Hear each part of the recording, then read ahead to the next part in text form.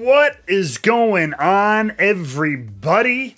Welcome to Wrestling with Whiskey Weekly once again. I hope you are all fantastic. Happy Whiskey Wednesday to everybody out there in weird YouTube land, because I can't say radio land because it's not technically accurate.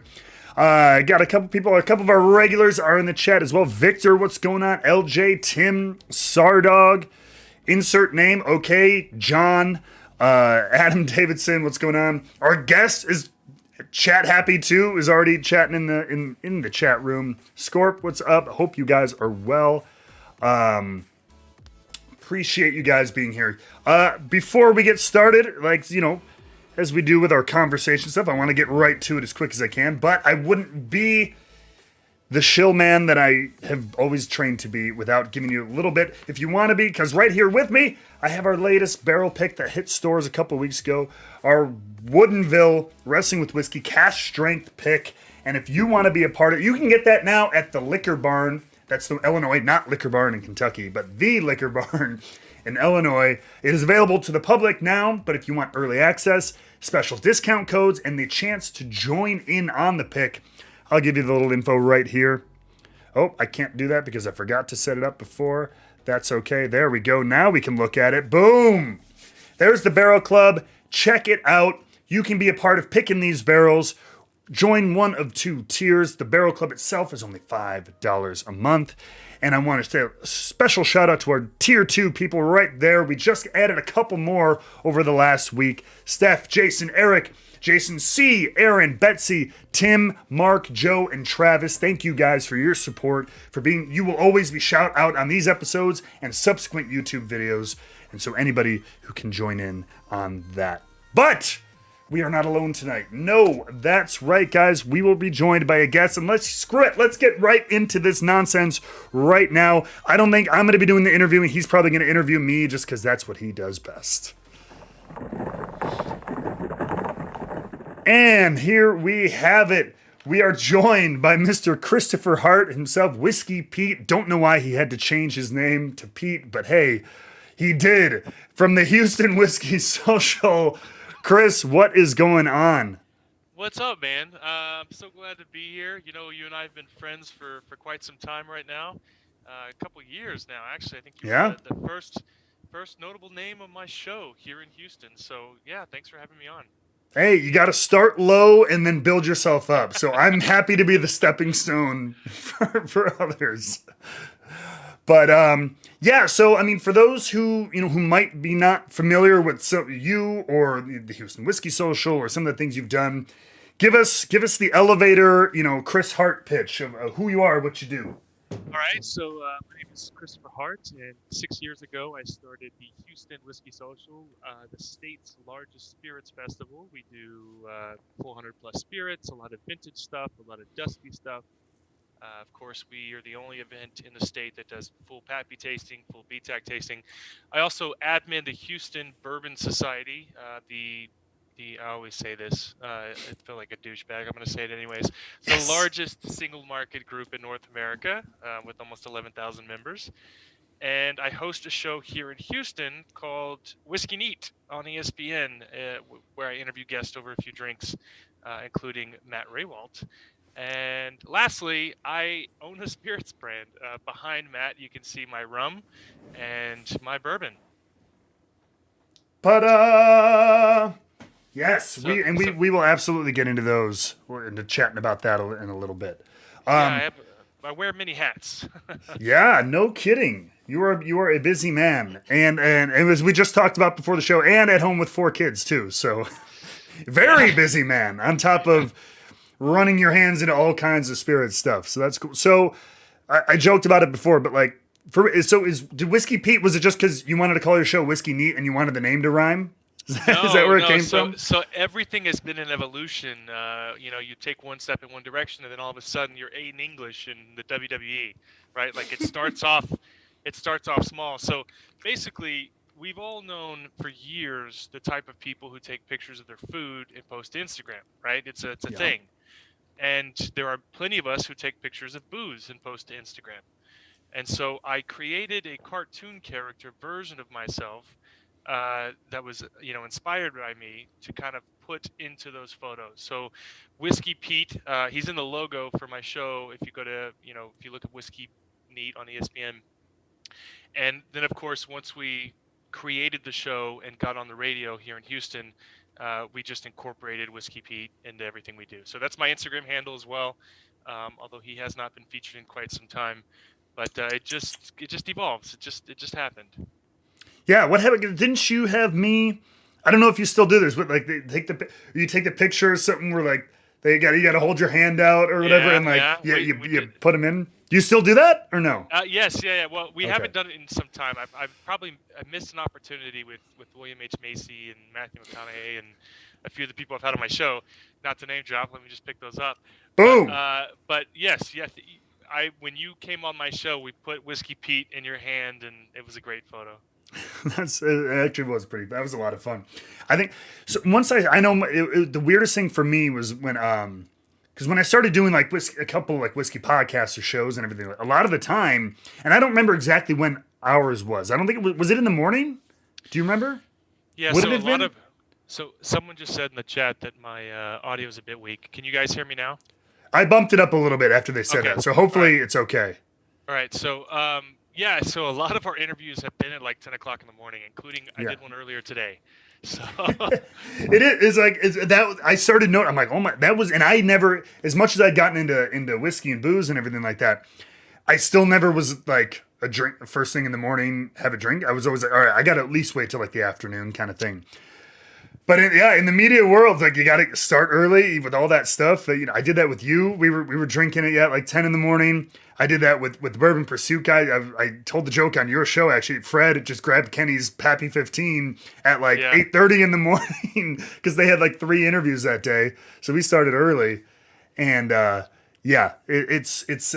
Well, speaking of what do you? We'll talk about what are you sipping on? I was just about to ask you. I see you got a glass of bourbon there. This is just a hazy IPA, Ghost in the Machine for those who are familiar with Parish Brewing's hazies. I know you're a fitness guy, so here's my bad fitness advice by Whisky Pete. Meal replacement for breakfast, a nice hazy beer, and you'll drop some pounds. It's true.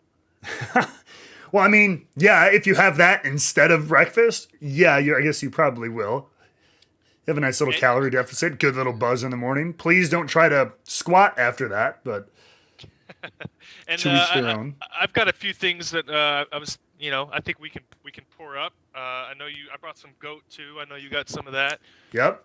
So we've got some things we can sip on. Have you ever been drunk on one of your shows? No, I try to make it a point to not be, but I mean, like, you are the exception to many rules, so that could be be broken. I only promote responsible drinking, so I'm not going to chug all of this right now.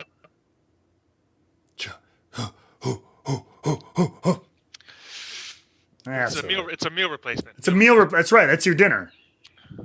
Yeah, that's all it is. Now you can get to have your dessert. Yeah, got the whiskey ready. All right. Yeah. It's gonna be a good show, Matt. So what's in your glass? So me, I was mentioning it before the show, but to all the people watching now, I cracked open not too long. Pursuit United, actually gift from one of our patrons, Eric Smith, who is not in the chat at the moment, but was super generous because it got it from Kentucky and was able to get it to me. I hope it expands. I enjoy it. I know it's a blend from 3 different distilleries, and it's not super old stock, just because I know the way some of the places they got it from. But I'd say it drinks nice. I find it to be a really, like, I call it a bit of a spice bomb in like a good way. It's very peppery, and I don't know if that it covers up some of the youth in there. I think it's kind of a blend of like 4 or 5 year barrels and stuff like that.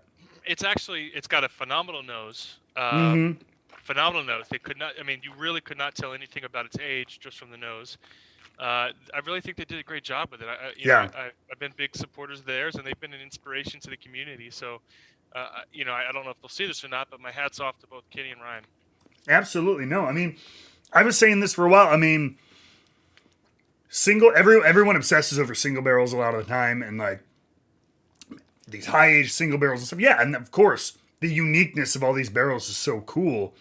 But there is such, and you know it, and a lot of people know it from the world of Scotch. I mean, blending, and not just everything of the same mash bill and same warehouse, blah blah blah. Not just like batching, but blending different mash bills, potentially different whiskeys and stuff like that. That's a hell of a talent to try to either find consistency or something really good with totally, unique products. I think that is a talent that is not appreciated enough in America. In today's current environment, when it comes to spirits,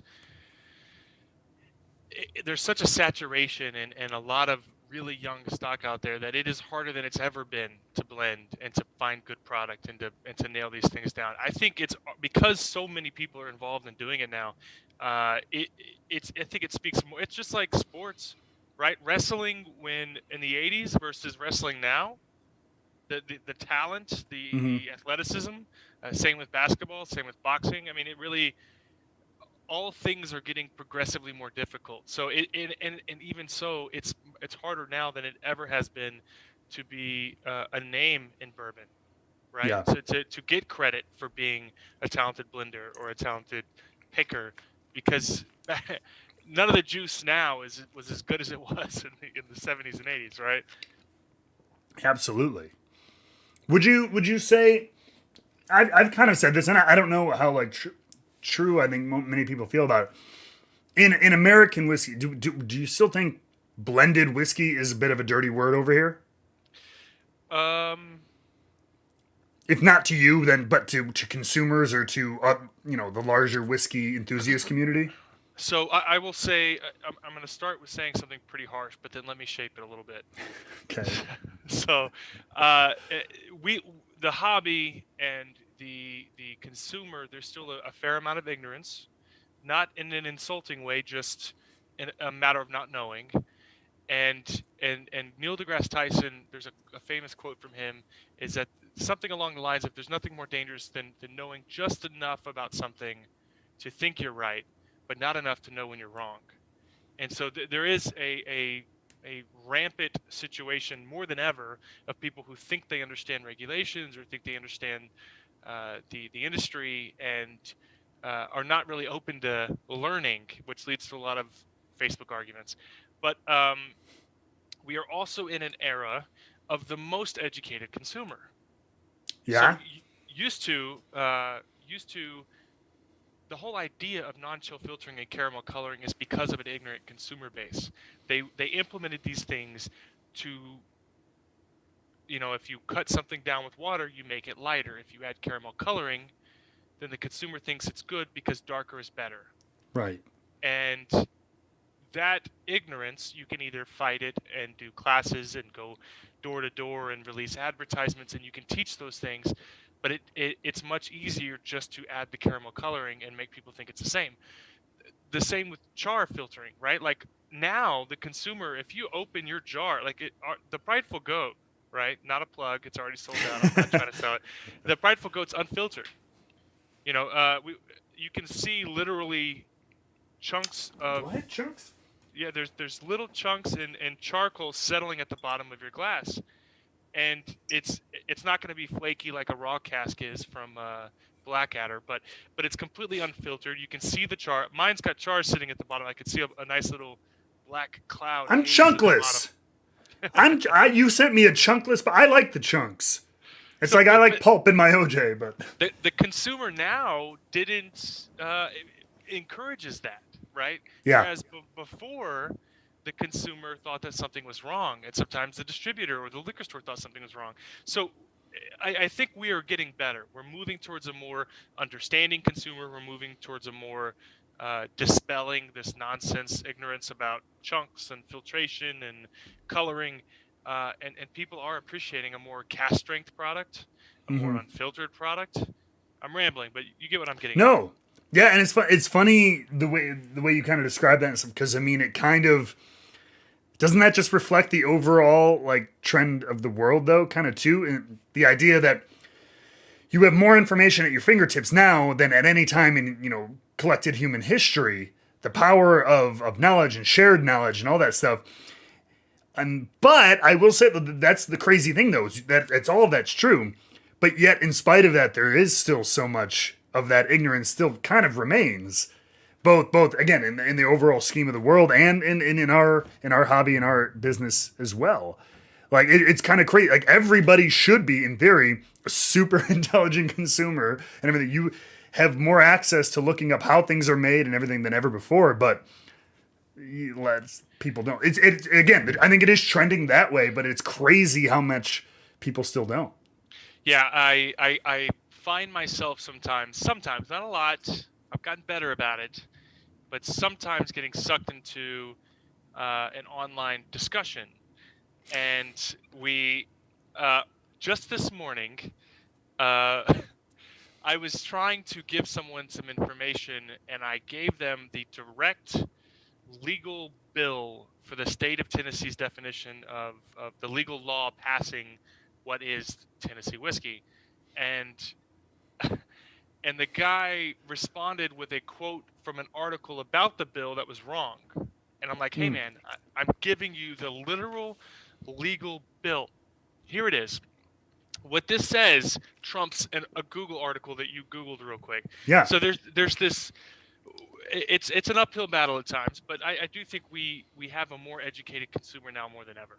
100%. No, and like I said, it's definitely going more and more that way. And it's true. There's more information at everybody's fingertips to find out about everything. So it's pretty fascinating. So like, I guess what kind of, if we're coming back to you a little bit as more specifically, what inspired you to kind of start like the Houston Whiskey Social and the groups out of there and everything like that? Like what inspired you to take that step from just like, I'm a guy who buys bourbon and I like it, or whiskey and I like it, to like, all right, I'm going to make something of this? Well, I kind of mentioned this earlier. Everything has kind of evolved, right? So it started off just doing a dinner for 20 people that became 50 people, and then it turned into, let's do a full-blown tasting event for 250 people, something like that, the first year. And at that event, I believe that's where Matt Phillips came to the event. And I met him there, and he talked to me. He came to one of my gatherings, and in the same week that we started promoting the event, he had started the Houston Bourbon Society. I was one of the first 7 people in the group within the first 7 days. And so I started promoting this group at all of my events. And early on, the first 3 years, the event was feeding the group, and now the group is this monster that has surpassed anything I could possibly imagine. So it's just like anything else in this world. It just slowly you go on a date with a girl just wanting to go on a date with a girl, and now I'm married with 4 kids. It just evolves. It's just it's a snowball. It is. It's that tumbling effect. It's the same thing when I. Like you kind of alluded to it earlier. Snap a picture I'm going to do of my whiskey this week, and I'm going to put it on Instagram or whatever, and that turns into a whole page, and that turns into like a brand. Yeah, it's a little domino effect. Yeah, it's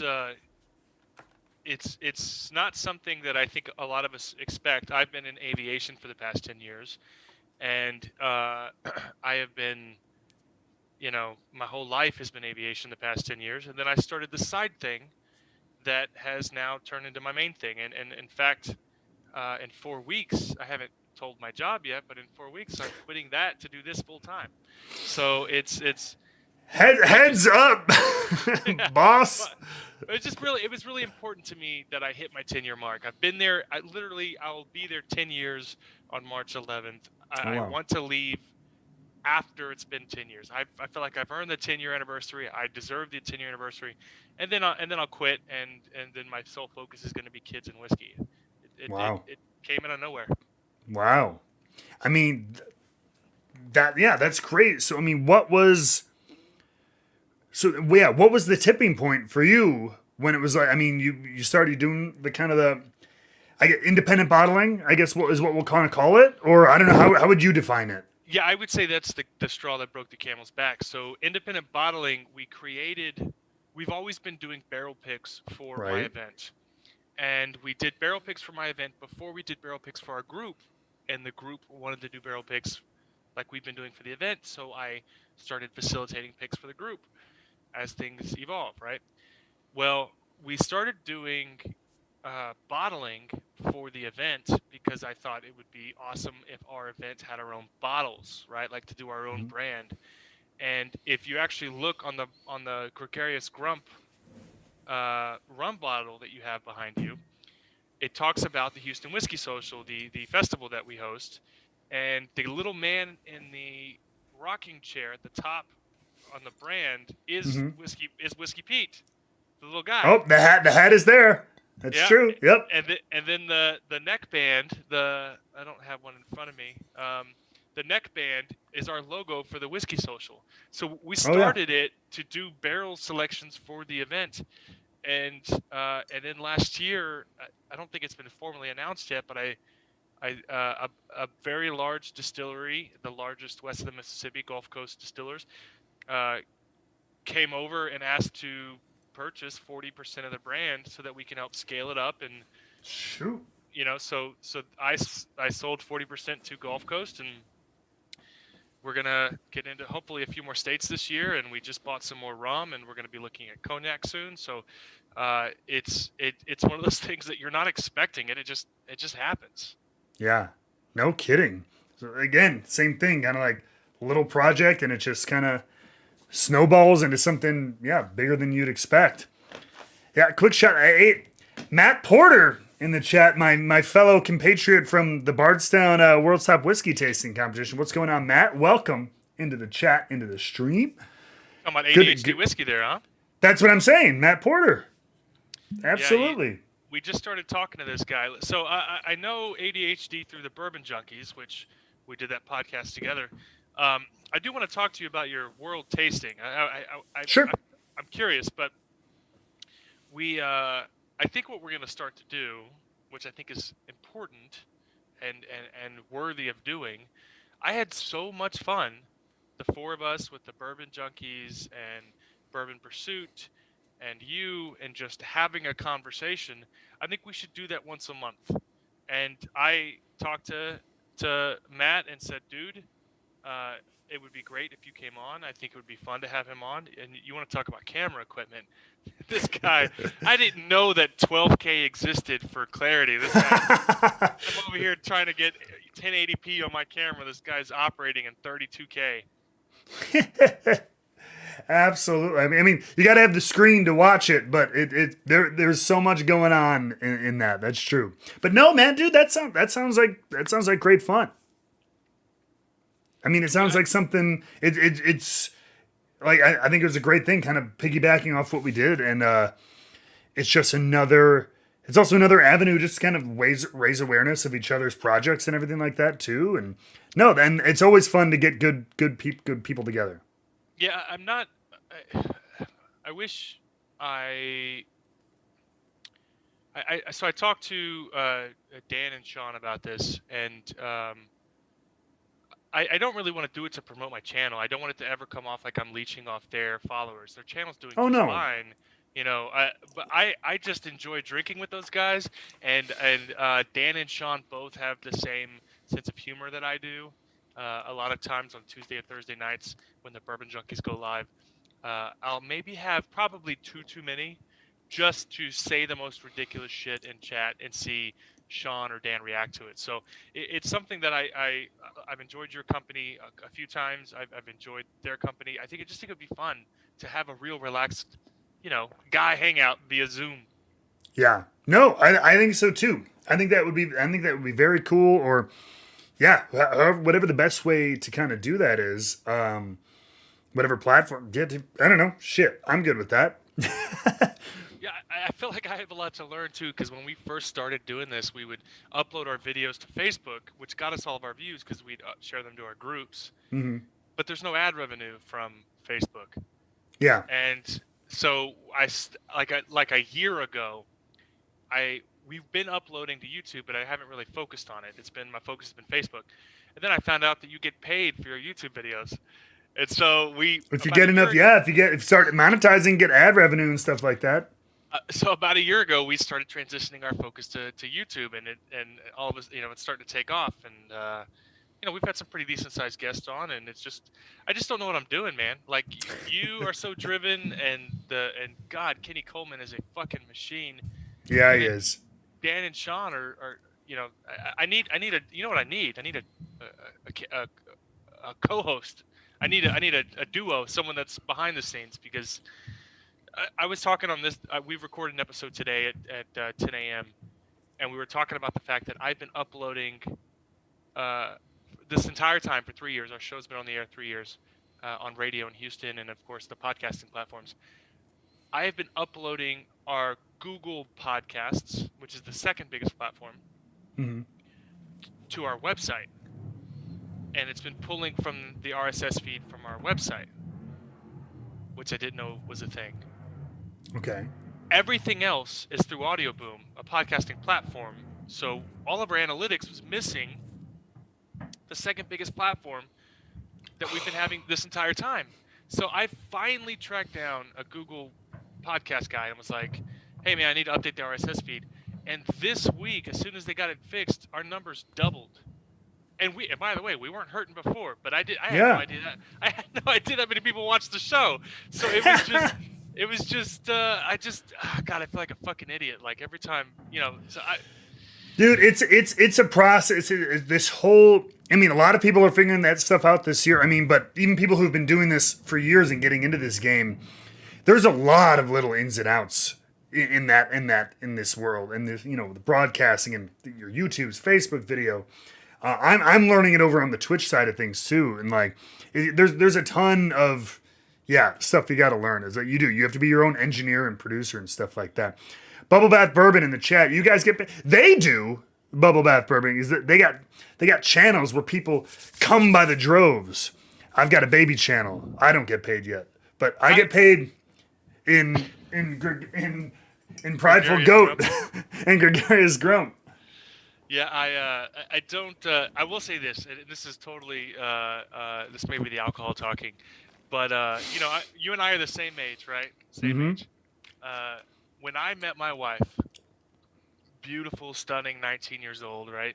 Not me. Careful. Careful. I was 19. She was 20. She was gorgeous, and I had a six-pack, right? Pictures or you're lying. Pictures or you're lying.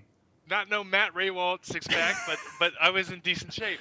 And over the years, the focus has been career and kids, and my dad bod has slowly taken over. And now that I'm leaving my job, I thought about you immediately because I bought a weight set, and every night, like I'm on nights for one last rotation. I got 4 weeks left, and then I'm quitting my job. I have been hitting the weights, and I'm sitting here, and I'm seeing a little bit of that and a little bit of that, and I'm just, every guy has always said, like, if I had one more chance, I just want a six-pack one more time before I settle into middle age. So you're an inspiration, man. I followed you for some time, and when you're in person, you don't look as insanely ripped as you are. And then you see some of these photos, and you're like, Jesus Christ. It's lean, and especially the last couple of years, I stopped worrying about, like in wrestling. A little side, like for a long time, it was all about being big, big, big, big. But in the more modern generation, it's a little bit less about that. And so there was a point because I was always a super skinny kid, and I wanted to be Arnold Schwarzenegger. But that's not without a ton of drugs. That's not in my my deal. So I did at one point. I was just like, you know what? I'm done with the trying to add 10 pounds to my frame or anything. So yeah, like if I got like a sweater on and stuff, a shirt, like I look like a thin guy kind of thing. But I aim on just looking good. Like they said, look good naked, look good with your shirt off, like be lean and in good shape, as opposed to like I need to be like huge and like busting out of sweaters and things like that. That ain't in my cards without either surgery or drugs. I don't want I don't want the six pack one more time before I settle into middle age. I just want to look good naked one last time Yes, before I settle into middle age. that's the campaign, That's man. it. That's it. I mean, she deserves it, right? We got 4 kids. She works Yes. so hard. Our last two, I was like, hey, I have a business idea. Let's start a whiskey festival. I'm gonna go meet with these brands at bars, and we're gonna sell them on the event. And she's sitting at home pregnant with our 2 kids, and I'm like, trust me, it'll work out. And like, she deserves a Yeah. husband. She deserves a husband in moderate shape. So I'm really looking forward to it. Yeah. All right. Well, when the time comes, let me know. I know good body shaving techniques and competition tan that you can rub on and Yeah, things that's to called blackface. I don't want to do that. thing to enhance what's already there too. Don't forget that. Like there's tricks of the trade. We can always do that for sure. But good for you. Good for you. And cheers to that. Cheers to your fitness Absolutely, journey. man. That's my last of my Henry McKenna arts and crafts bottle.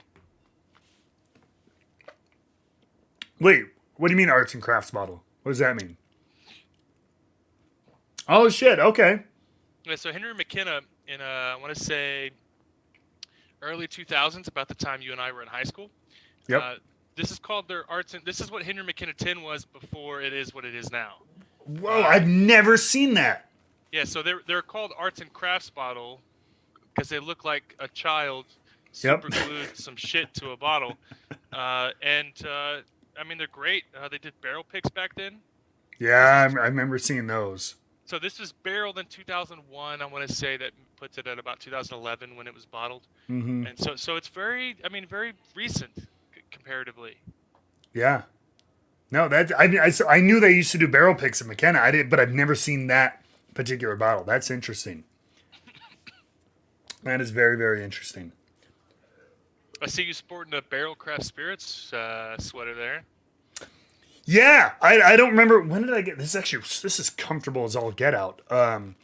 It was I didn't get any whiskey. They just sent the marketing guy just sent me like a random email. And was like, "What's your address?" I was like, "Oh, okay." I figured it was gonna be a media sample, a bottle of New Year or whatever the next batch was, and it was like, I think I have them. Yeah. It was like socks.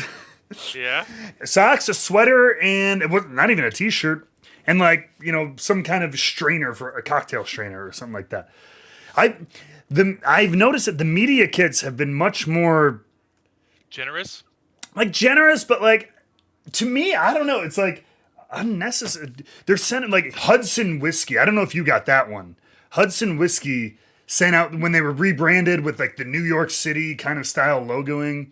Sent out this this was like a 20-pound package, like foam box that with the magnet clip, it opened up, it had writing on the box, it was white veneer, it had the two like 375s of whiskey, but it was like a cocktail shaker and 2 glasses and a t-shirt and socks in there. I'm like, just send me the bottles in bubble wrap. I get it. They're trying to, but I'm not going to talk about this. I'm sorry. I'm not going to talk. Guys, check out the branding on my cocktail shaker. It's so cool.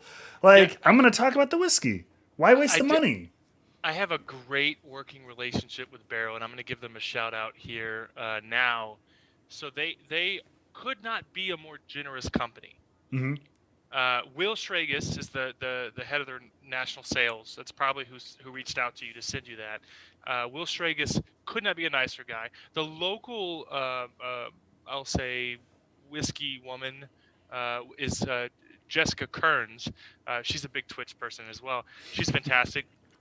I reached out to her because during these times things are a bit tough for a lot of people, and they sent me a massive box full of bags and t-shirts to give out to the homeless.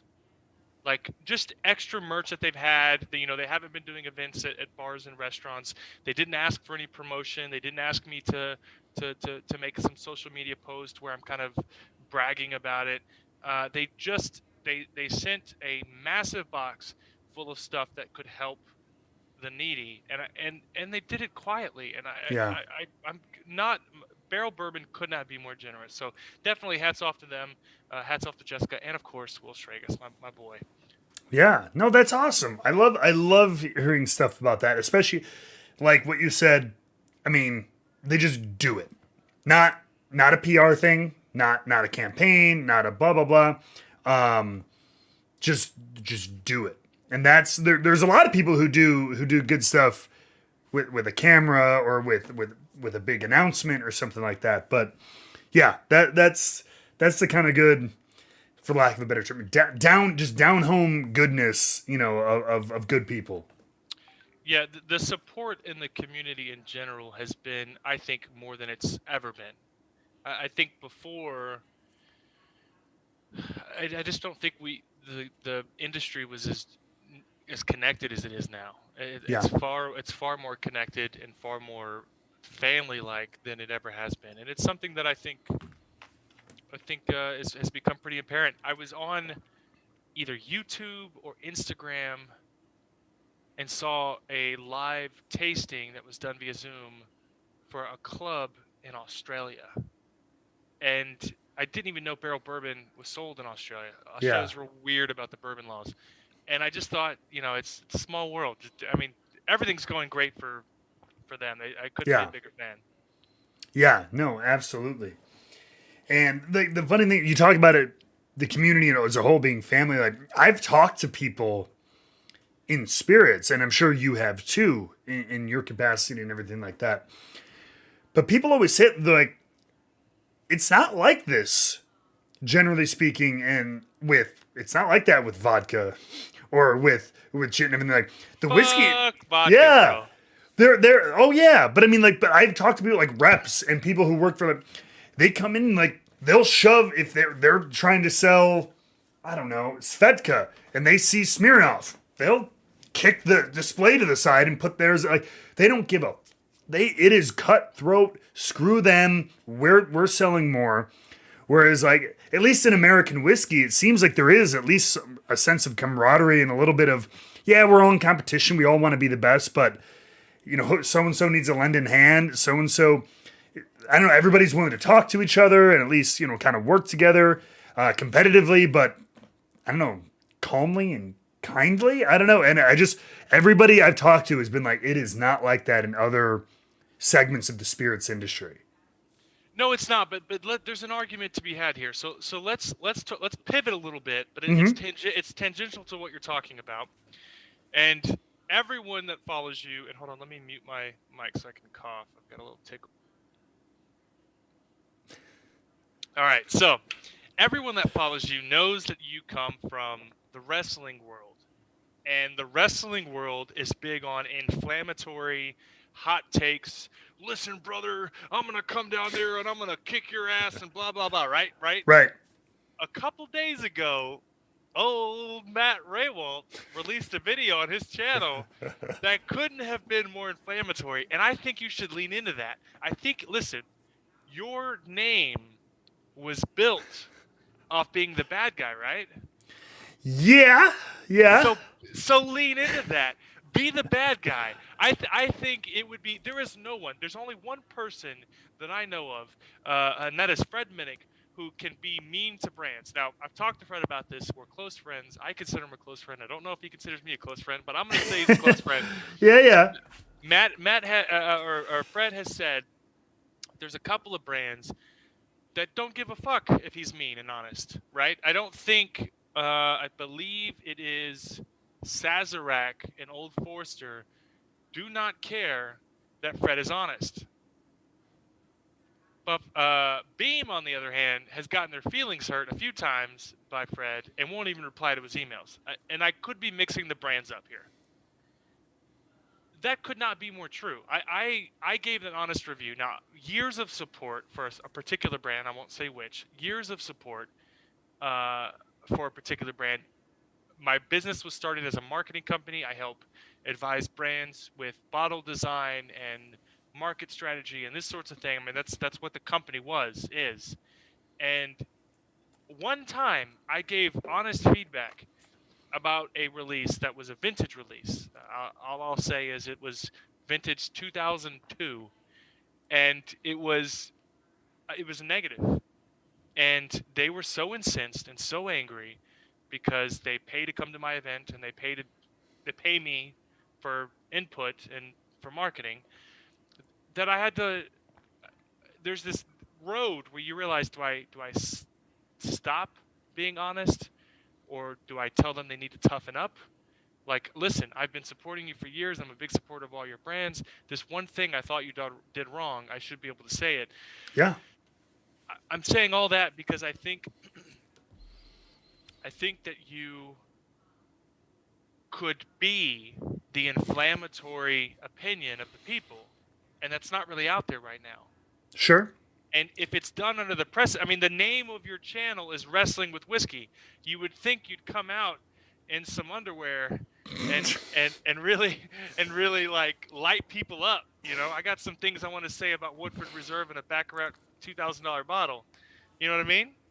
Yeah. I think you should lean on it. Now, but that being said, the most I was looking forward to tonight was to talk to you about that video that you have since deleted. Yes. And you know I love you, and I told you to what? I told you not to delete it. You did. I told you to leave it up. And I know. What? And what did you do? I deleted it. You son of a bitch. So let's talk about this. Yes, please. Absolutely. So for those who aren't aware, because they can't go back and watch it, tell them what it was. Yeah. So no, and like you make some interesting points that I can actually kind of like pivot around, and you make a very valid point. And so the other day, a couple days ago, last Friday, I believe, I went and it was a video I had thought about for a while, because the topic it kind of irked me just thinking about it. And it was about the term a whiskey sommelier, which is particularly from a facility in Austin run by the guys. And I didn't name it. And that was it. I was a little disappointed in myself for not. Come on, we know who I was talking about. I should have just named it. But the Whiskey Tribe guys, the Whiskey Vault guys, they part of one of the programs they run it's called a Whiskey Sommelier program. It's relatively expensive.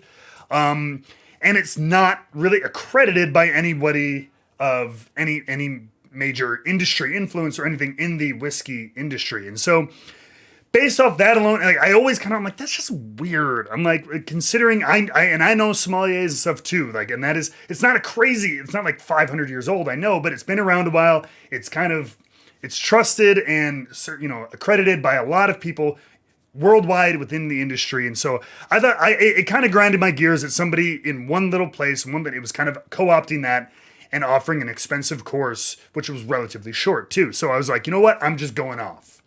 And I referenced a whiskey. You should do that more often. I'm telling you. No, and you know, and I'm gonna come back to that, and it's a valid point. And I'll tell you where I think it would be better suited though.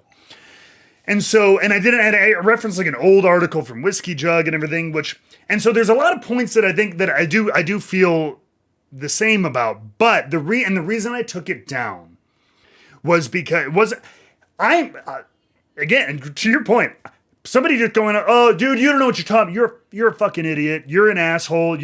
I will take that all day long and I will laugh. I've been dealing with that for the better part of a decade. Like, you suck at your job. Nobody likes you. You're a nobody. Who are you? What's blah, blah, blah. What are you doing here? Oh my God. Bring it on, please.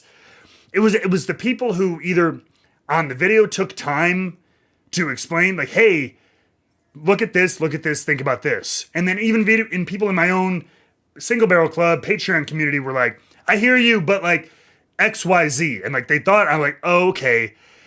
I still feel certain ways about it, but I think I probably did, you know, while I'm not a journalist, I need to have a little bit of integrity and do a little bit more diving into it. There are a lot of people who have enjoyed what they've put out and everything like that. And they do have a really great online community in general. That I do know, and I won't argue it.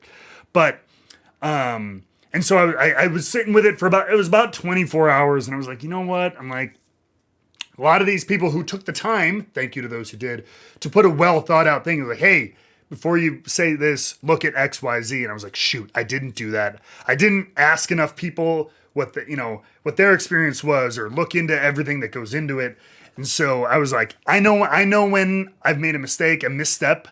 And so I was like, in this case, I'm gonna take that down, because that didn't represent it represented how I felt to a degree, but I'm like, but I put it out there in a way I didn't want to, that I didn't end up being proud of it. And so cutting back, we'll get into the topic of, okay. Let me just say something real quick. So, sure. Take it for someone who's been with the same woman for 15 years, and that is never, ever admit when you're wrong. Never. You have to lean into, listen. No. Hear me out. 4 kids. I'm just kidding. This needs some 16-year single barrel rum. Hang on. I'll say this. I know the guys from the Whiskey Tribe. It was a very fortuitous video because you aired it the same week that I had them on my show, which was last week. Mm-hmm. And I know them very well. I know about this issue very well. So I will try to give my commentary in the most objective way possible. So bear with me. One, if you want to take issue with the price, which I think at the time was $4,000 or $5,000, I forget. It's a big price for a 4 or 5 day weekend. You stay on there. They have 30 acres in Austin. You stay there on site. They put you up for the weekend for 4 days. They do a class of X amount of people. If you want to take issue with the price, I'm all for it. In your video, you mentioned that they're not industry, they're not a part of this, and that's not true either because they have a distillery. In fact, they own Crowded Barrel Distillery in Austin. They do distill, they do bottle, and not Daniel. Daniel is the secretary for the Texas Whiskey Association. So they are industry. My only issue with all this, and this is something that I called out Bourbon Pursuit a little bit for it. I called out when this became a big thing. This actually blew up in the Facebook bourbon world about 2 years ago.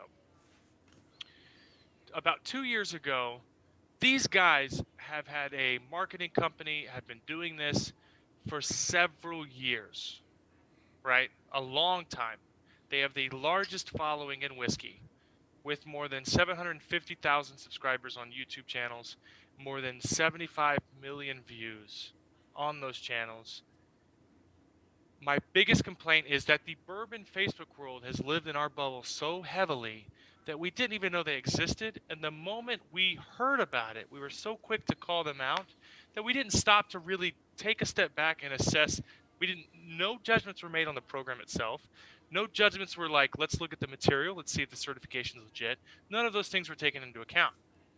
And you mentioned the Stave and Thieves Society or a couple other options. Here's the thing. The sommelier, although it is an appropriated term from wine culture, when they just started a program about wine. And our biggest issue right now in this hobby is the cynical nature, is that everyone's champing at the bit. And yes, it is champing, not chomping. Everyone is champing at the bit to dismiss anyone as being a shyster when the program could be legitimate. They are industry. They are offering a service. If you want to take an issue with the price, I can't blame you. They can't blame me for being objective about that. I'm friends with them. I love them. But this accredited notion, accredited by who? The sommelier program is accredited by themselves. And over time, over a long and many generations, we've learned to respect the Court of Master Sommeliers. But it takes time to get there.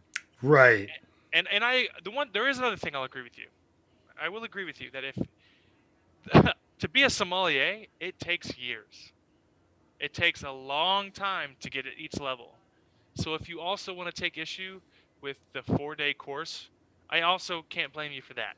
So there were points to your video that make perfect sense, and there are reasons that people were incensed by this that I thought that's a fair point. But overall, no one's looking at the course material. No one's looking at how, the history of whiskey and the regions of whiskey and how, I could be wrong, but I would say that the level of difficulty, the level of real hard difficulty of a sommelier program where you have to taste blind and identify regions and countries and that sort of thing, also lends to its credibility. But in the simplest of terms, whiskey may just be the level of difficulty of knowing, let's say, 80% of wine might be a lot more harder than the level of difficulty of learning 80% whiskey. Sure. So I'm trying to be fair here. Yeah, I thought your video was fun. I thought it was exciting.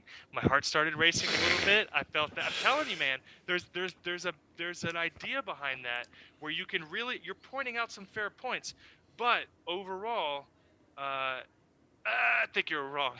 Yeah, no, and that's fine, and that's so here. So like going back to it's very entertaining and it's funny, but no, I am, that is the antithesis of who I am as a person. Is don't admit when you're wrong. Fuck that. I am a huge, because I think there are so many people. I think there are so many people who no. Hear me out now. I heard you out for the last couple of minutes. Now hear me out. All right. And you can respond.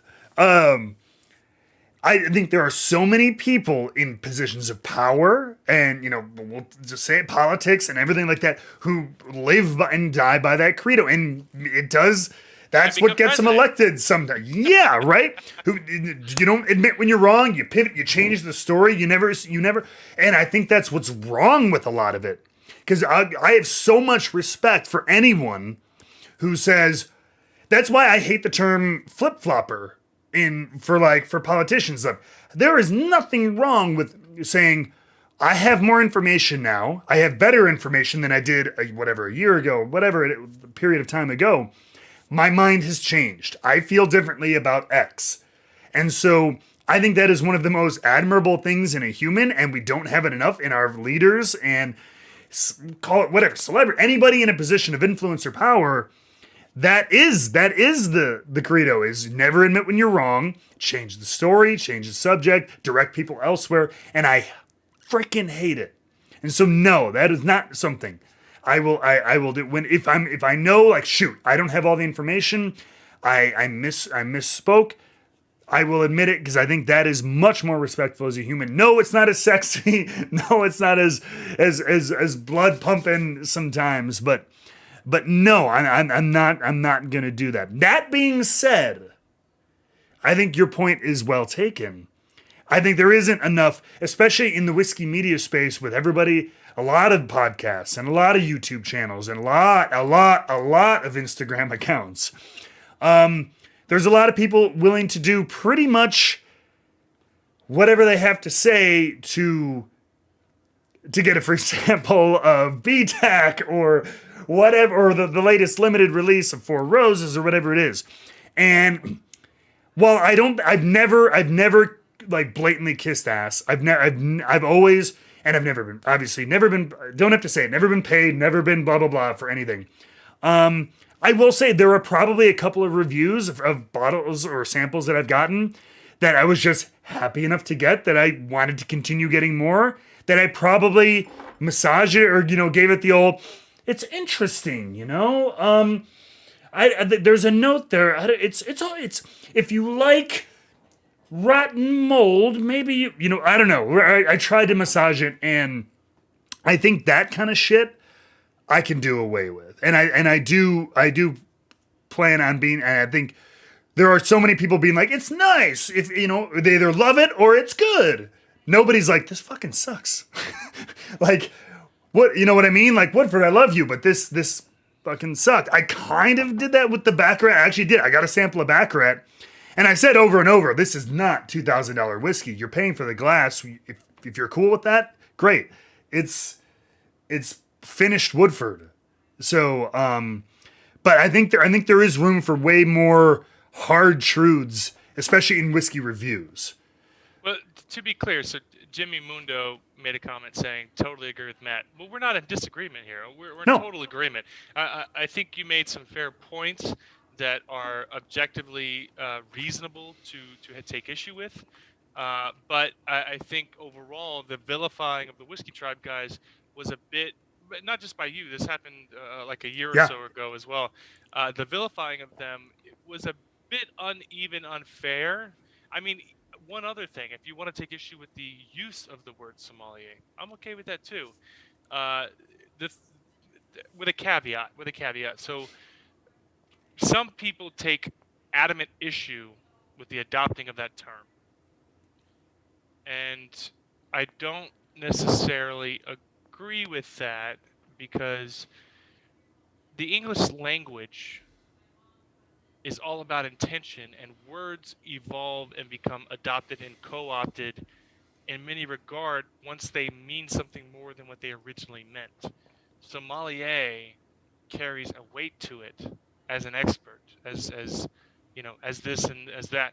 So the idea that because of its high regard, just like the word, uh, uh, what's it called when you make a copy of something? Uh, Clone? no, like a paper. Uh, like Xerox? Xerox. Yeah. Xerox is the name of the Yeah, yeah. Xerox. Oh, yeah, like the brand name has now become the blanket term for copying.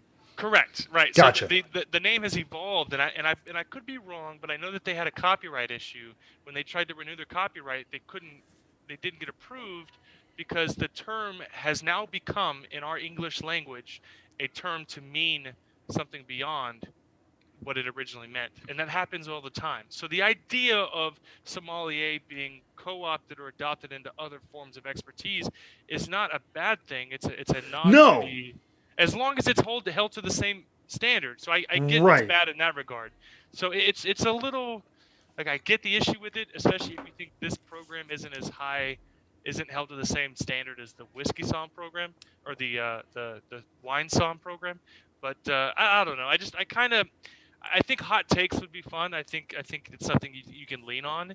But obviously, if you realize you're wrong about something, of course I encourage you to acknowledge it or to delete it. I think we should have left it up and just made a caveat and be like, my bad, you know. Yeah.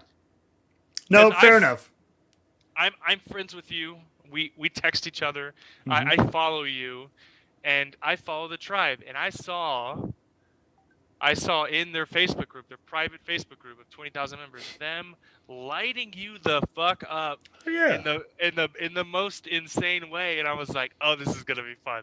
Like I read through the comments and then I watched the video and I was like, ah, Matt's such a good guy. Like, and then I was like, please leave it up so we can talk about it. And then you took it down. I know. I'm so sorry. It's okay, man. Views wise, I think it's a gold mine. Right, but that was the other thing. I didn't want that. I don't want like that's the one, especially in the, like I don't know if I'm doing some goofy thing for wrestling or whatever. I don't. But in this hobby of mine or in this whatever I'm trying to make of this whole wrestling with whiskey thing, I want it to have integrity. I don't want it to be total shock. I don't want it to be a wrestling thing where it's we're gonna say some shit and get people pissed off and get them to watch the thing because yeah. And there were a lot of people who never gave a shit about my channel, didn't know it existed, who came over to call me an asshole.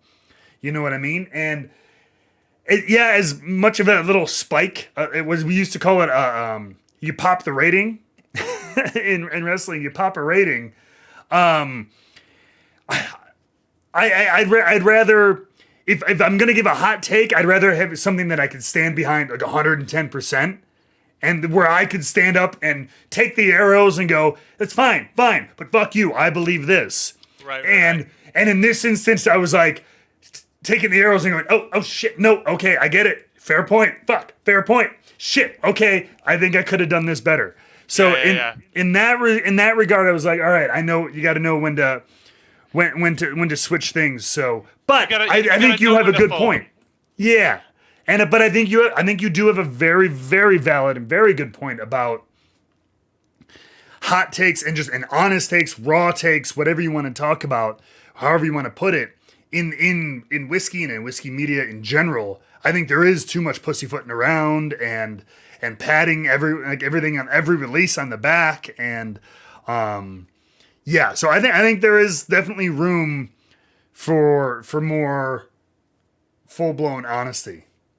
Yeah, I encourage it, and I think long term it makes sense. The problem, and this is the the catch-22, the predicament of the average YouTuber and viewer is you're trying to build a brand that is credible enough to pay the bills, Mm-hmm.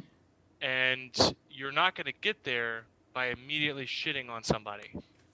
And so it takes time to get to a point where you've, like Fred Minnick Yeah. got in just early enough. There will never be another Fred Minnick type, to Right. be honest. Like Fred is the end of an era. There was Chuck Cowdery, who actually got into the Bourbon Hall of Fame, and then Fred Minnick, who was a little bit after his, you know, a little bit after Chuck, started writing books, built a name for himself, was bluntly honest in many regards. Fred is the last of a dying breed unless your source of revenue comes from outside of brands, and it takes a while to get there. The Bourbon Junkies are a great couple guys because they're not really getting paid by spirits brands. They're getting paid by people who love to hear what they have to say, Right. and that takes time to build a following. So on one level, I get the need to be a bit more generous. I mean, there are things that I've been accused of about being too nice, but it was people that weren't paying me, and none of the samples were free. And so I tried to explain that I'm just a bit more. My appreciation's a bit more broad. The very first thing I bottled was a rum, right? Like it's Mm-hmm. not. My love and passion is a bit. Look, if I get feedback from somebody and all they drink are Russell's Reserve and Four Roses, and their entire collection is the same narrow bourbon lane, then I don't give a fuck what they have to say. Like, they're not going to understand that there are people out there who enjoy scotch, that enjoy rum, that Mm-hmm. enjoy cognac. So there's everyone I've ever, which has only been a couple people really, that have pushed back on like, you're too nice. No. Those people have been people I know to only drink the same 3 bottles. That's it. So I just kind of dismiss it, and I don't take it too seriously. But I mean, there's such a breadth of beautiful spirits out there. Mezcal, Sotol, Cognac, Mm-hmm. Armagnac, Brandy, Calvados. I mean, like, there's so many great things out there. Yeah, so be honest, and I agree with you. I think there was some more room for improvement, but you know, the what is that old saying? The chaff gets separated from the wheat. Yeah. Sure. It is the chaff, right? It is chaff, right? Yeah. The fodder, the stuff you throw away. You keep the wheat kernels, the wheat grain, and you throw away the chaff. And those YouTube reviewers or those Instagram influencers or whatever you want to call them, they get weeded out because dude, I had someone, and I blasted him a little bit on, I think, either HBS or my personal page. But he reached out to me to ask me to send him free samples for a review on his page. And he had 1,400 followers. And I said, what did you have in mind? And he goes, well, you just send me a free bottle, and all my reviews are positive. Like, he literally said, all my reviews are positive. And he goes, it'll help you sell your product. And I responded very kindly because he obviously didn't know. I mean, I'm sure he didn't know. You're oblivious if you don't know any better. Right. And I just said, like, hey, man, I checked your profile out. I didn't say this part, but his profile was like 1,400 followers.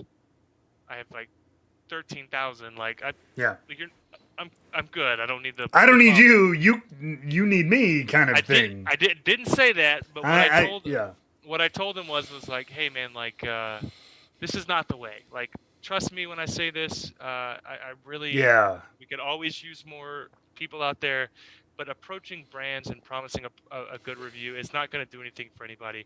It's no different than whenever you ask Buffalo Trace for a sponsorship for your podcast.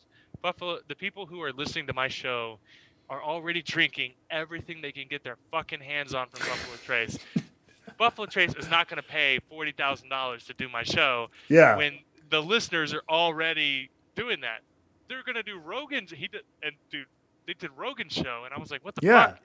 And Rogan show, I don't know that it affects their bottom line as much as I think it does, because really it's really pulling in people who don't drink whiskey anyways, which I guess is long term the smarter move. But it's you're talking about someone that might buy a bottle a month that's not really Right. drinking, versus you and myself or any of your followers, they're drinking or buying a case a week sometimes, right? Yeah. No, absolutely. Something like, yeah, Sazerac or itself, or Buffalo Trace, even by itself. Yeah, they're gonna that marketing budget doesn't need to go to the whiskey pages. You know what I mean? It needs to go to expanding beyond. Like, I don't know. You hit the nail on the head. Everybody's drinking this stuff already. They don't have a problem selling Eagle Rare. They don't have a problem selling Weller 107. Any of that stuff. So they're trying to get Buffalo Trace. They're trying to get Wheatley Vodka. They're trying to get that anything from that portfolio to larger audiences. I saw a bottle of Pappy Van Winkle barrel-aged maple syrup on the secondary once, and I couldn't help it. It's not my fault. You got it. I immediately punched my youngest in the face. It was something it was not something I had the control over. It was just immediate, There's a whole. They don't need the help. No. I mean, that is great. That if that doesn't tell you a little bit about, I don't know, good or bad about the American whiskey and bourbon market or whatever, I don't know, like, that's crazy. I mean, like, that is such a fascinating, it's a brand literally built off of extreme, like, I don't know. And maybe it's more intense to us in the hobby. And maybe to the rest of like spirits fans and stuff, it just looks like another rare bottle. But man, based on I don't know what the word I'm looking for is, scarcity. Like it's a brand built on scarcity. That anything that touches it now becomes a sought after item. I'm going to defend Buffalo Trace for a second. I don't think it was their intention to be a brand. No. A lot of people don't know this, but allocated applies to anything. It's a distributor term, not a consumer term. Right. Allocated just means that there's not enough for a store. Like if any store in the state of Texas wants to order Crown Royal, there is always some available, right? Yes. Millions and millions. Yes. So allocated just means that there's not enough for it to be available full time, all the time, in unlimited quantities. Right. And there are far more things on allocated than you would think that a lot of people don't realize. Buffalo Trace, however, I don't think that their output has kept up with the demand, and I don't think that was by design. No. I'm not saying it's some. I've never ever. It's not some master plan like, oh my God, we're gonna dupe all these whiskey fans into paying, like, because at the end of it, they've kept their MSRPs pretty reasonable, and what they get on the bottle has been pretty steady for the last several years. You know what I mean? It's the stores and the secondary and all that. That's none of that money is going to Buffalo Trace. So no, I 100% agree with you. They're not the ones out there like, look what we're gonna do. But it's just kind of the way it's gone through society and through the bourbon industry and through the fan base and everything like that. It's become that. Absolutely not their plan. I agree with that. Yeah, I think when we were on, and I know Kenny and Ryan corrected me. I want to say Buffalo Trace is now putting in like 1,400 barrels a day. They are doing everything they can. They're trying. Yes. They want to. And I always feel like I always have this image in my head, and like it's not a Simpsons like meme or anything like that, but like I see like Simpsons style animation in my head where it's like, okay, like everybody wants this shit, man. Everybody wants this Weller. Everybody wants it. All right, we're throw down those barrels. And then in like when the time, we're hitting 8-10 years from now or whatever, it's like, guys, look, hear it all. Where is everybody? Like, I'm waiting for that moment 8-10 years from now when they're ready to go to like, Weller's going to be on the shelf like Evan Williams is on the shelf. We caught up, we're good, and nobody's going to care anymore. And I just see like the sad Buffalo Trace people. I don't think that's actually going to happen, but I always have that funny like image in my head. I hope that doesn't happen. Or maybe I do so I can actually get it. I don't know. Yeah, I think I know Justified and John Wick get credit for blatant success, but that's because Yes! it was already a thing. It was already allocated when it happened. Yes. I'm gonna blame primarily, and there's someone in your comments that was absolutely correct. That's Victor Nunez. Victor Nunez says it's the secondary market, and that's absolutely correct. So yeah. When that GQ article came out, that basically said that Weller 12 is basically the same exact thing as Van Winkle Lot B12, that it caused the public panic. And on secondary, especially knowing that you can buy a $30 bottle and immediately sell it for $200. And right now, Smoke Wagon, right? Smoke Wagon is such a hot commodity that an $80 bottle is trading for $850, and all it is 8-year-old MGP.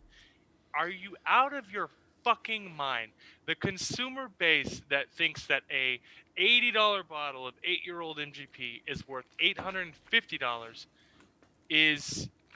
it's a panic. It's like the stock market. It's a fervor. It's like Dogecoin, or however you fucking pronounce that word. People start panicking, thinking that if I don't jump on this now, or if I don't sell this now, or what can I buy that's dusty? I mean, I've got some dusty bottles, right? So this bottle is 1958 to 1970, very, very old Fitzgerald, distilled by Julian Van Winkle. This bottle goes for like $2,000. And you're telling me that 2.5 bottles of Smoke Wagon 8-year-old MGP is worth this piece of history? Yeah. It's absolutely... Is that really... That really only goes for about 2 Gs? 2 Gs, 2,400. I mean, it depends on the time of year. It fluctuates, but it's like 2 stimulus checks. So it's but it's not that much of a bottle, and people. There's a thing that like old drinkers, I call them the old dogs, people who've been collecting for decades. They know, okay, they would never buy this shit unprompted. Mm-hmm. But they know that if I make a few phone calls, I've been going to this liquor store for the past 20 years. If I call them and I get 2 bottles of this Smoke Wagon, I can buy the real good juice. I can trade it for this stuff. So this cycle feeds itself, where people are buying mediocre or even good bourbon, but somehow they wouldn't buy it and drink it for $80, but they know that they can buy it and sell it for $900. It's the upside down, man. It's a blurry world of nonsense and craziness, and it happens every day. And I thought for sure that with COVID that the prices would go down. Like, you can get great dusty 80s Wild Turkey, beautiful, arguably some of the best bourbon in the market, 1987 cheesy gold foil for like $800-900, and you could trade that piece of history and get 1 Smoke Wagon or that's crazy. Like current George C. Stagg is going for like $1,100. Booker's Rye, $2,000. Oh yeah. Like I would never make jokes about suicide. That's not who I am, but it makes me want to kill myself.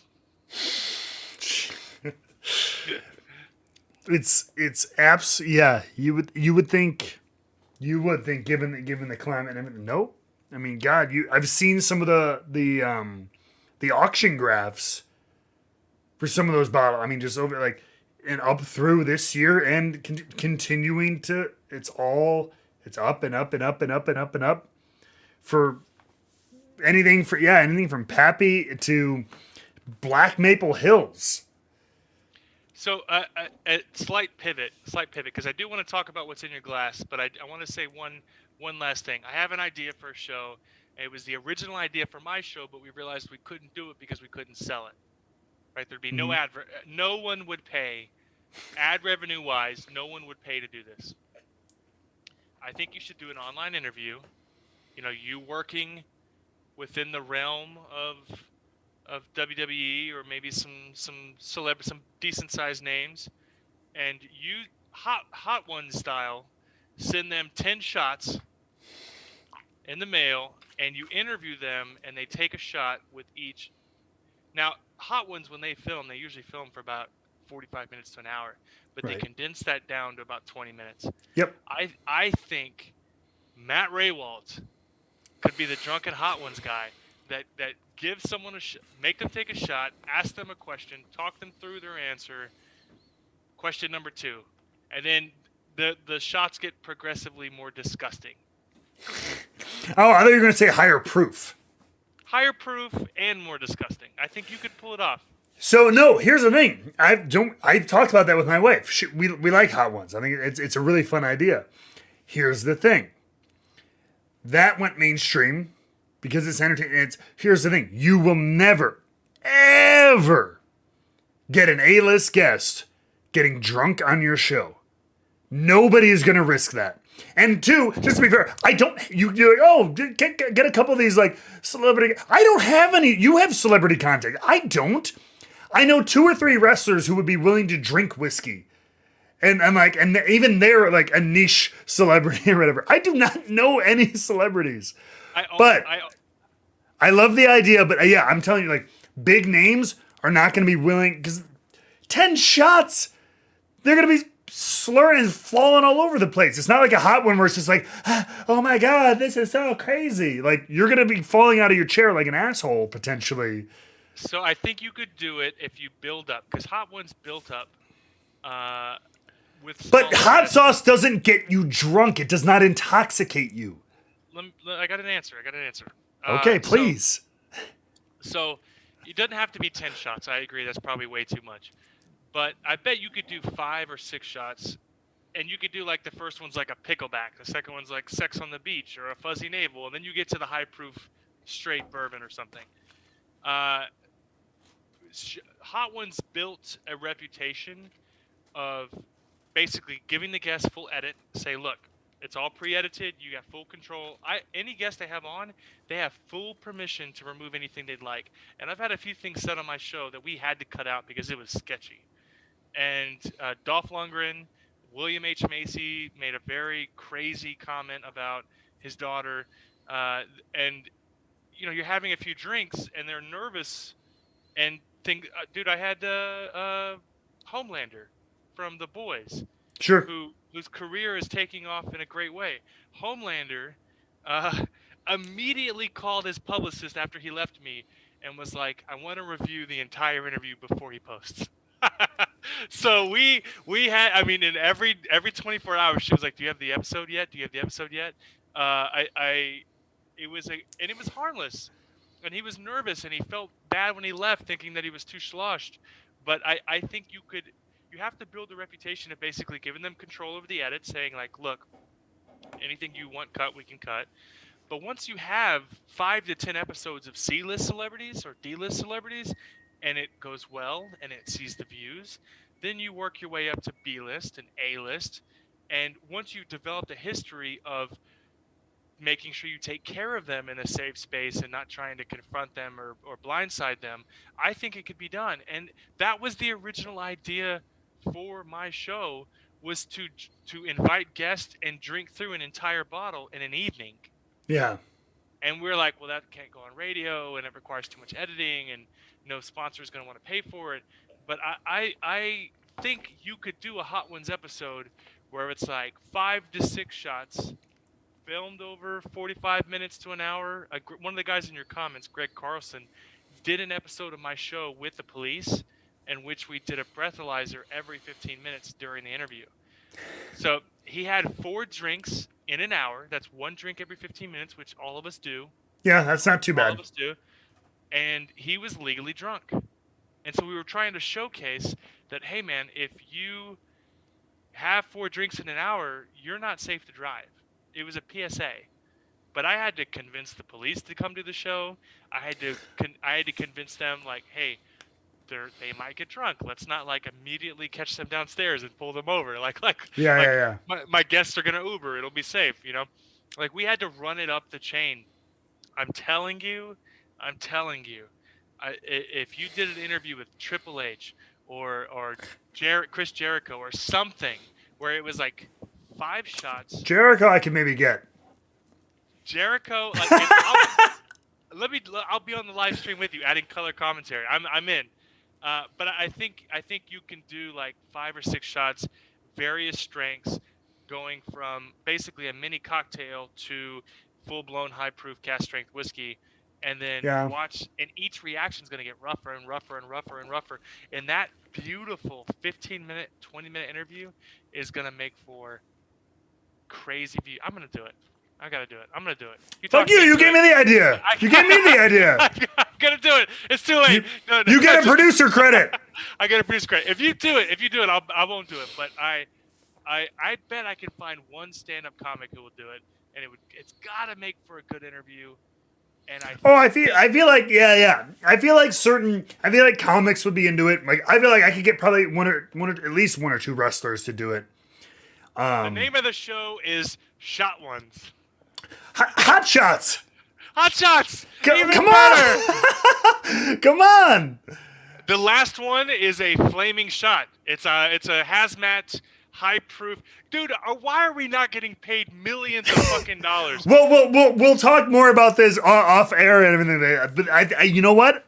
Again, I don't disagree with you. That's my biggest barrier to entry was that I'm like, I don't know anybody of any stature who's gonna be willing to get a little intoxicated. And yes, somebody in the chat, Jimmy, if you have enough spicy food, you definitely get a little like I get that. But alcohol is a different thing. It has a different kind of stigma in society still, whether we like it or not, it does. Yep. So you will have to combat that a little bit. There's actually the governing body of responsible advertising in the U.S. and the same governing body who tracks the amount of case movement and industry sales within spirits is called Discus. Discus has a rule that if you want to be a part of Discus, you have to do responsible advertising. This is akin to the whole getting rid of Joe Camel for cigarettes because it appeals to children. So you are not going to get any spirit brand sponsorship, and you might even get some cease and desists from brands if they find out that the liquor you're using in this interview is their brand, because it promotes irresponsible drinking. It's one of those really, really tough things that would be a total ratings killer, but it's tough. Yeah, but there's something there. Is the point? I 100% agree. Sardog just said yeah, I saw that hazmat. That's what do they call it? The bomb or whatever they call it on Hot was the final shot on our show is the hazmat with 2 T's. But here's the plot twist though. I think it makes more sense for the middle shot to be hazmat because that way it kicks in by the time. You know, the last shot should be the most disgusting shot, right? But the hazmat, the high proof. So Malort. The high proof stuff might be better as the very first shot, and then you go from high proof to disgusting. All right, let's not. We won't give away all the trade secrets. This is a business meeting essentially on air. There is something to be had here for sure. I want producer credit and and ownership options. That I've had this. I got to do research like that guy. That guy does good research on his guests. He more often than any other show, I will say, he gets people saying, "Holy crap! Like, how did you know that?" Or whatever. Like, he does good research. I've had 3 guests on my show that also did Hot Ones and said that I was the better host. So I'm gonna talk a little shit. I'm just kidding. I love Sean Evans, and I actually admin their Facebook group, Hot Ones. So I'm a big fan. So listen, I think we should totally shape this. I think it'd be fun as fuck. And Yep. thanks so much for having me on today. What's it? No. We didn't even talk about the goat at all. I know. So like I said, I know we're here like 90 minutes. This is, I think, the longest episode of the live episode we've done so far, but it's been great. Everybody's been having a good time. Real quick, let's talk about this. Just, I mean, what, give us again the kind of the boilerplate. What went into this? I mean, what is the future of this brand? Are you still doing Grump? Are you gonna have different brands for different spirits? You know, what's the future hold for Kris Hart? So, the general idea, which is not a hard and fast rule, is that the Grump will be all single barrel cask strength stuff that will be exceptionally old, with one exception. I do want to develop a bar rum. So most of what's been released right now, actually everything that's been released has been over $100. 12-year-old Foursquare, which is on price with what they released direct from the distillery, except it's a single barrel, cask strength, and unfiltered. And it's all that will be all rum or various spirits. Various spirits. Okay. But the general idea is single barrel, cask strength, unfiltered, big age statement, gregarious Grump. Prideful is going to be larger blends. Generally speaking, we might even do something under like a Blanton's Killer, call it Baby Goat, an 8-year-old Kentucky, all cask strength, all unfiltered. So the Goat's going to be larger releases, more broad, more blended projects. The Grump is going to be largely single barrel, cask strength, unfiltered, rum, cognac, whatever we find. Usually above $100 because it's still going to be the cheapest in the market. So there's literally no one out there that's releasing 16-year-old cask strength Guyana for $122. Like, so these are things that should be $150, $160, but we don't have a facility, we don't have sales reps, we're not really a business. It's just me, and we're just doing these single barrel projects to put out there so that people can have affordable, cheapest in the market. I mean, that the Prideful Goat. There's been a lot of 15-year-old releases of these. Yeah. And this one is the cheapest in the U.S., cheapest in the world. It's $100. The nearest for cask strength, unfiltered 15-year Kentucky bourbon. Yeah, that's pretty unreal. The nearest competitor is Doc Swinson's. That's the same, presumably the same source for $160 plus tax. Now, the only thing is that the $100 price tag for the Goat is ridiculously unstable. Like, we had to get the Specs main wholesaler, the United, to agree to some super low, because of course it's going to sell. So once we expand the brand to like mom and pop stores, you're likely going to see a small price increase, maybe $125, but it's still going to be $40 cheaper than Doc Swinson's. Or anything else. And there was one out of California that was going for $300. So it's the same liquid. It's all cask strength Kentucky bourbon at 15 years old. Why are we charging $300? It's because they're trying to bleed off the secondary market. Absolutely. Abso-freaking-lutely. And I think in today's market that it's a hell of a deal. Greg Carlson points out something good. I'm gonna argue with him. So Greg Carlson points out 15-year-old Knob Creek single barrels at 60 pounds. So those were the barrel picks that they did, and they did them all into the same SKU. And now they're not. They stopped releasing those. Yeah, they're not. No, the current 15 years, 100 proof at $100, and that's Knob Creek. Knob Creek. Yeah. Right. So what do you mean? He says point being the distiller matters. So you're talking about 15-year-old Beam versus 15-year-old. Whatever. I'm not supposed to say, but 15-year-old. Pardon. Sorry. It's definitely not Pardon. Okay. But it's another very famous. Yep. Very famous, very well-known distillery. And those like you said, those are gone. Those Knob Creek. I got a couple of them, and then we're to be fair, the Wrestling with Whiskey Barrel Club, we're hopefully next month going to be doing a Knob Creek pick. But as our rep told, like, it's not going to be 14, 15. It's probably going to be 9, 10 years, something around there. They're going back to those. So, especially now that they've put the 12-year, which to be fair, was sitting on my shelf for 6 months at the grocery store, and now even I can't even find that anymore. So Greg brings up a point. He's talking about it matters as to where it comes from. So we're in agreement. I know Greg. We're close friends. Sometimes I misunderstand what he means through text, but I can't confirm where the pride of goat comes from. But I will say that distillery has released a similar age statement at significantly higher costs. Under their own label. Under their own label. So for you to get that same liquid at a cheaper price, and it be that legacy brand, it definitely means something. Yes. Yeah, and he brings up a fair point. I mean, other places will sell their 15-year stock for X. This place will sell a 12-year stock for Y. And I mean, and it all. And at the end of the day, they're all separate businesses with different overhead and different costs and everything. So yeah, of course, there will be a relatively large variation in price depending on who is the one selling it. Agreed.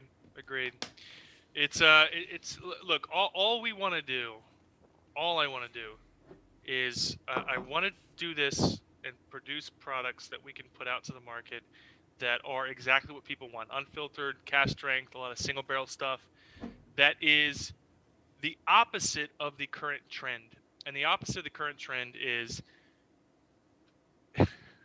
6-year-old watered down over $100, 8-year-old watered down over $100. I think we can basically do what our part to kind of bring back the bourbon, because people talk about the bourbon bubble, right? The bourbon bubble implies a false foundation. Bourbon's not going anywhere. What I do think is going away is these super high expensive no age statement young whiskeys for Kentucky Owl. Fucking monstrosity. And I love Jim Rutledge, but what Jim Rutledge is putting out is an atrocity. $150 for 11-year-old Kentucky whiskey. Get the fuck out of here. You mean Cream of Kentucky? Cream of Kentucky. Yeah. It's good classic Kentucky bourbon. Yep. But what are we doing? 100%. $150? Yeah. What are we doing? So I definitely want to basically. My little small one-person operation plans to put out stuff that kind of reminds people that you don't have to pay $200 for something delicious, and that's the goal. Yeah, no, and absolutely. I mean, it's anything double digit in age statement at this point that's less than $200 is pretty damn good. And so yeah, that's a hell of a goal. And I think, and from what I've seen, from what I've heard from other people, and we talked about Bourbon Pursuit, earlier. The idea of just like people trying the new people on the scene, whether they are NDPs, whether they're making their own stuff, whatever. It does seem, generally speaking, people are trying to move that way. They there's of course a couple people being like, "Boom!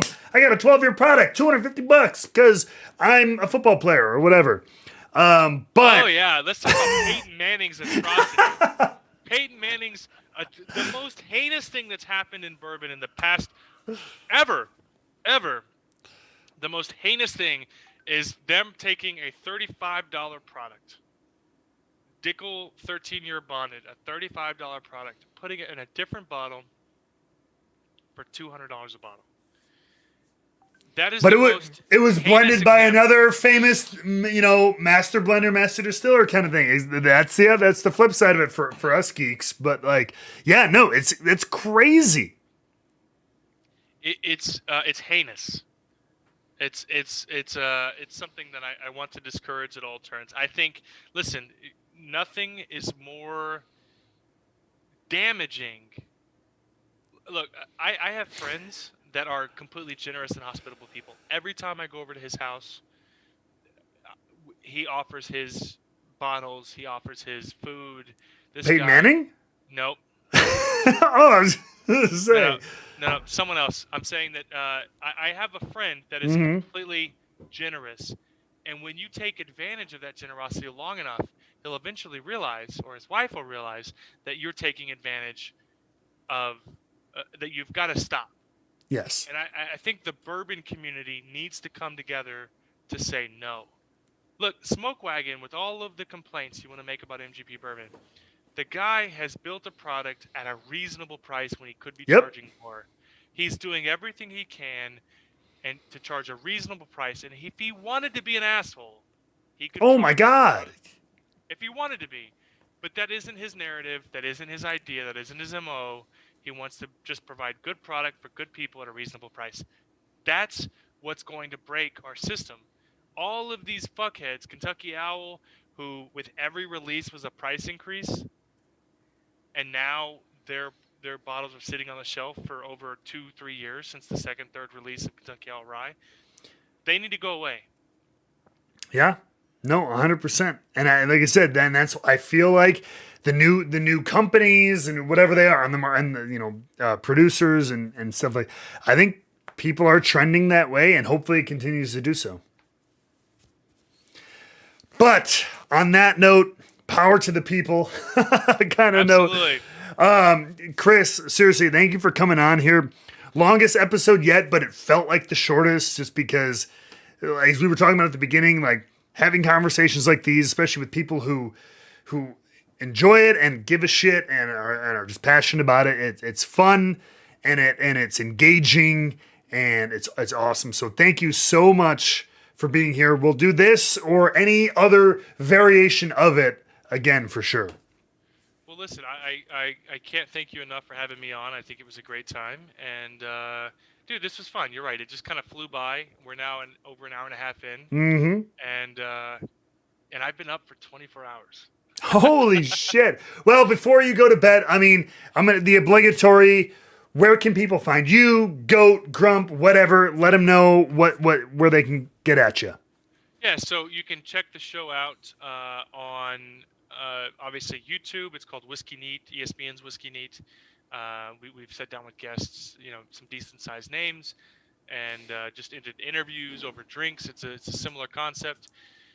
It's on all your podcasting platforms, Google Play, iTunes, and of course on ESPN Radio here in Houston that you can listen in your car on your way to work. So, it's Whisky Neat with Christopher Hart, Kris with a K. Hell yes. And we'll keep in touch. If you don't mind, you stay there. I'm going to close the show out, but I'll talk to you right afterward. Let's get back to the chat. Everybody say bye. Oh my God. Thank you guys so much for being part of this awesome conversation. You guys were with us the whole time. I appreciate the chat's input. All the people, some new people and everything like that. You guys are fantastic. I wouldn't be the shill that I am without one more plug for the old Wrestling with Whiskey Barrel Club. Join us whenever you can. We got, like I said, hopefully a Knob Creek coming up. We'll also have Elijah Craig coming up. We just picked New Riff. We just picked Remus. That's all kinds of fun stuff. So those are those. And of course, one more shout out to our Tier 2 social media patrons. You guys will be shouted out on every video and every live, so we appreciate you guys for coming in. But thank you once again for spending another Whiskey Wednesday with us. You guys are awesome. Again, everybody in the chat, including LJ, my friend Arcanus from the Philippines, coming in here from across the world. You guys are awesome. So I will see you guys next week. Be on the lookout. There will be at least one, if not two, video drops this week. They probably won't be as inflammatory as last week's, but they will be good, I promise you. We will check you out next week. Follow Wrestling with Whiskey on Instagram, Wrestle Whiskey on Twitter, obviously right here on YouTube, and Patreon, Wrestling with Whiskey. You guys are awesome. I will see you on the next episode. Peace.